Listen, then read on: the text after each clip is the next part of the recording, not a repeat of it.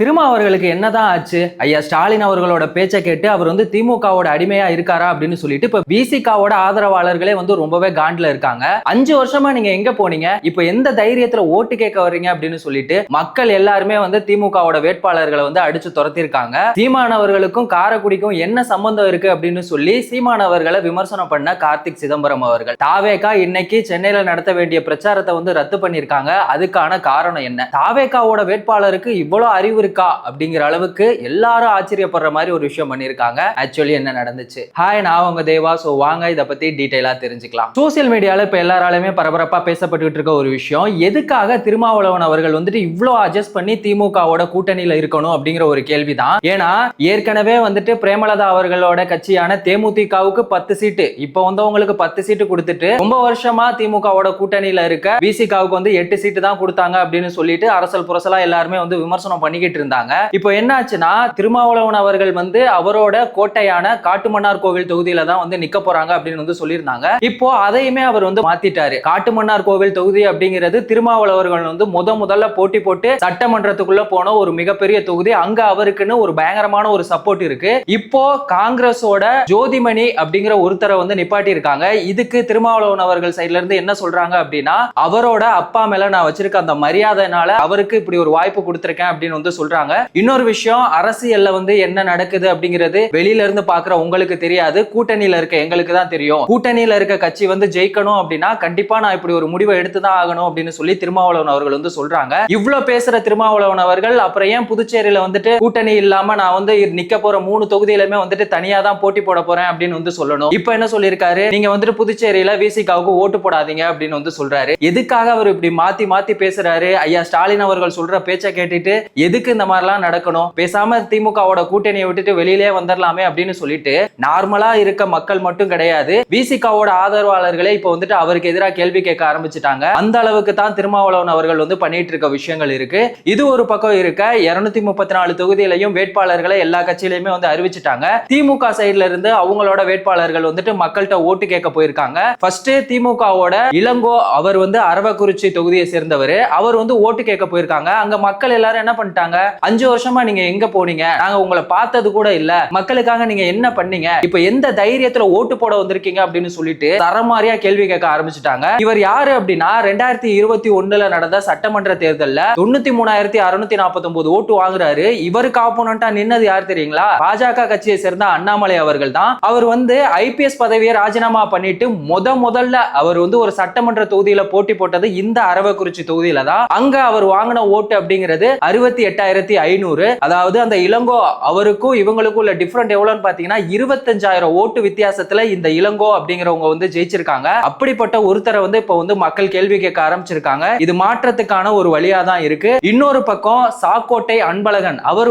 3 முறை எம்எல்ஏ ஆயிருக்காரு. அவரையுமே அந்த தொகுதியோட மக்களுமே அடிச்சு துரத்திருக்காங்க. இன்னொரு விஷயம், சாதி பேரை சொல்லிட்டு யாருமே தயவு செஞ்சு ஓட்டு கேட்க வராதீங்க அப்படின்னு சொல்லி திமுகவுடைய வேட்பாளர்கள் எல்லாருமே மக்கள் அடிச்சு துரத்திட்டே இருக்காங்க.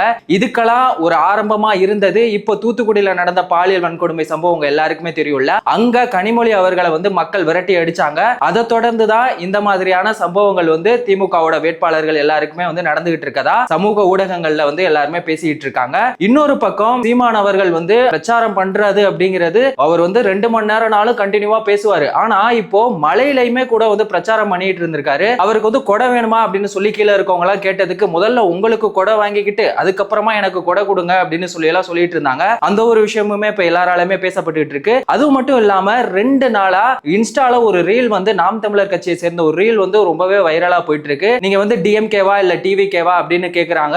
அது நாங்க டிஎம்கேவும் கிடையாது டிவிகேவும் கிடையாது, நாம் தமிழர் கட்சி தான் அப்படிங்கிற ஒரு வீடியோ வைரலா போயிட்டு இருக்கு. இளைஞர்களோட மத்தியில இவ்வளவு ஒரு சப்போர்ட் இருக்கா அப்படின்னு எல்லாருமே ஆச்சரியமா பாத்துக்கிட்டு இருக்க அளவுக்கு தான் அப்படி ஒரு சம்பவம் நடந்திருக்கு. இப்போ காங்கிரஸோட எம்பி ஆன கார்த்திக் சிதம்பரம் அவர் சீமான் அவர்களை விமர்சனம் பண்ணியிருக்காரு. சீமான் இந்த தேர்தல்ல காரைக்குடி தொகுதியில போட்டி போடுறாரு. அவருக்கும் இந்த காரைக்குடிக்கும் என்ன சம்பந்தம்? காரைக்குடி மக்களுக்காக அவர் என்ன பண்ணிட்டாரு? அவர் வந்தாரா, செட்டிநாடு ஹோட்டல்ல போயிட்டு சாப்பிட்டுட்டு பிள்ளையார்பட்டி கோயில்ல போயிட்டு விபூதி வாங்கி அடிச்சுட்டு போயிருங்க, இந்த தேர்தல்ல உங்களுக்கு நாங்க விபூதி அடிக்கிறோம் அப்படின்னு சொல்லிட்டு அவர் சொல்லியிருக்காரு. எனக்கு ஒரு சந்தேகம் என்னன்னா, திமுகவோட கூட்டணியில காங்கிரஸ் அவர்கள் 42 சீட்டை கொடுங்க 30 சீட்டை கொடுங்கன்னு சொல்லி அவங்கள போட்டு ரொம்ப பிரஷர் பண்ணிட்டு இருந்தாங்க. ஃபைனலா காங்கிரஸுக்கு 28 தொகுதி அப்படிங்கிறது கன்ஃபார்ம் ஆயிருச்சு. என்னைக்கு தொகுதியை கன்ஃபார்ம் அறிமுகம் பண்ணாங்களோ அன்னையில இருந்து காங்கிரஸ் எங்க போனாங்களே தெரியல. எந்த தொகுதியில யாரை நிறுத்த போறாங்க இதுவரைக்கும் எந்த ஒரு நியூஸ்மே வராம இருக்கு. இவங்க திமுகவோட கூட்டணியில இல்லனா தோத்து போயிருவா அப்படிங்கிற பயம் அவங்களுக்கு இருக்கு. ஏன்னா காங்கிரஸ வந்து திமுக எவ்வளவு அசிங்கப்படுத்த முடியும், கேவலப்படுத்த முடியுமோ எல்லாமே பண்ணிட்டு தான் இருக்காங்க.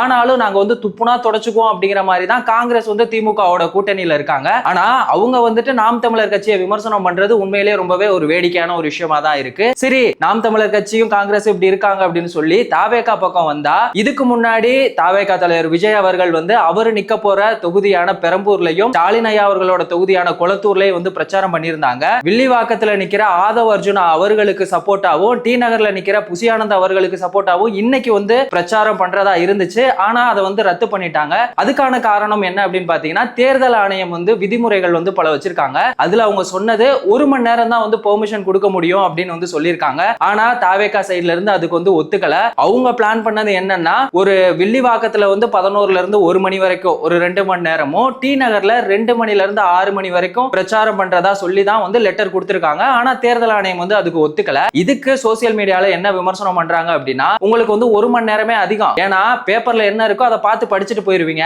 அதுக்கு எதுக்கு 1 மணி நேரம் அப்படின்னு சொல்லியும் வந்து விஜய் அவர்களை கலாய்ச்சிட்டு இருக்காங்க. இதுக்கு முக்கியமான ரீசனா பார்க்கப்படுறது, இப்போ ரீசெண்டா பாண்டிச்சேரியில நடந்த பிரச்சாரத்துல தாவேகா தலைவர் விஜய் அவர்கள் பேசின விதங்கள் வந்து எல்லாருமே வந்து ரொம்பவே அப்செட் பண்ணிருச்சு அப்படின்னு தான் சொல்லணும். இப்போ ஒரு கட்சி தலைவர் வந்துட்டு எனக்கு ஓட்டு போடுங்க அப்படின்னு சொல்லிட்டு தானே மக்கள்கிட்ட கேட்பாங்க. ஆனா அதையும் கூட பேப்பர்ல என்ன இருக்கோ அதையே தான் பார்த்து படிச்சுட்டு இருக்காரு. விஜய் அவர்களுக்கு ஓட்டு போடுங்க அப்படின்னு சொல்லி சொல்றாங்க. அங்க வந்த மக்கள்கிட்ட வந்துட்டு நீங்க சாப்பிட்டீங்களா, என்ன பண்றீங்க அப்படிங்கிற ஒரு இன்ட்ராக்ஷனே வந்து மக்கள்கிட்ட இல்லாத அளவுக்கு சும்மா எழுதி கொடுத்ததா பார்த்து படிச்சுட்டு போயிடணும் அப்படிங்கிற மாதிரியான ஒரு விஷயத்தை தான் வந்து பண்ணியிருந்தாங்க. அதனாலேயே இப்ப தாவேகா தலைவர் விஜய் அவர்களை வந்துட்டு சோசியல் மீடியால எல்லாருமே கலாய்ச்சிட்டு இருக்காங்க. சரி, இவங்களோட வேட்பாளர்கள் என்ன நிலைமையில இருக்காங்க அப்படின்னு சொல்லி பார்த்தா, திருத்தணி தொகுதியில வந்துட்டு யாரு நிக்கிறாங்க அப்படின்னு பாத்தீங்கன்னா சத்யகுமார். அவரை வந்து எல்லாருமே வாழும் அம்பேத்கர் அப்படின்னு சொல்றாங்க.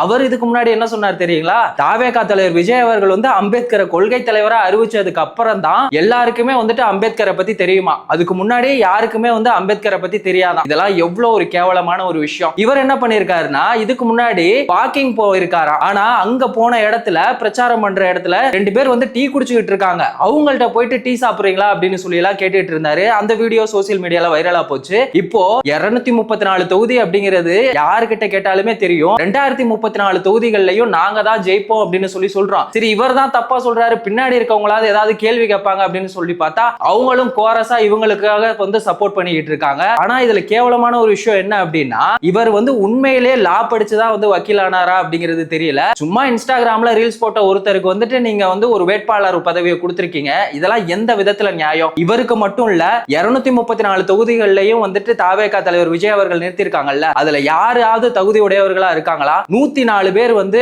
வேற ஒரு கட்சியில இருந்து வந்தவங்களா தான் இருக்காங்க. பெண்களுக்கு நாங்க 100% பாதுகாப்பு கொடுப்போம், பெண்களுக்கு முன்னுரிமை கொடுப்போம் அப்படின்னு சொல்லிட்டு நீங்க 23 பேருக்கு மட்டும் தான் வந்து வேட்பாளரா அறிவிச்சிருக்கீங்க. அதுலயும் பாத்தீங்கன்னா திரும்பவும் தற்கூரிகளுக்கு தான் நீங்க வந்து சீட்டு கொடுத்திருக்கீங்க. இதெல்லாம் எந்த விதத்துல நியாயம் அப்படிங்கறதே தெரியல. சரி, இவங்க தான் இப்படி இருக்காங்க அப்படின்னு சொல்லிட்டு பார்த்தா, செங்கோட்டையன் அவர்கள் இப்ப புதுசா ஒரு பொருளியை கிளப்பி இருக்காங்க. யாருக்காவது உங்களுக்கு சளி பிடிச்சிருச்சு அப்படின்னா நீங்க வந்து ஹாஸ்பிட்டல் போக தேவையில்ல, விசில் அடிங்க அப்படின்னு வந்து சொல்றாரு. இதெல்லாம் என்ன சொல்றதுன்னே தெரியல. ஒரு மூத்த தலைவர் பேசுற ஒரு பேச்சா?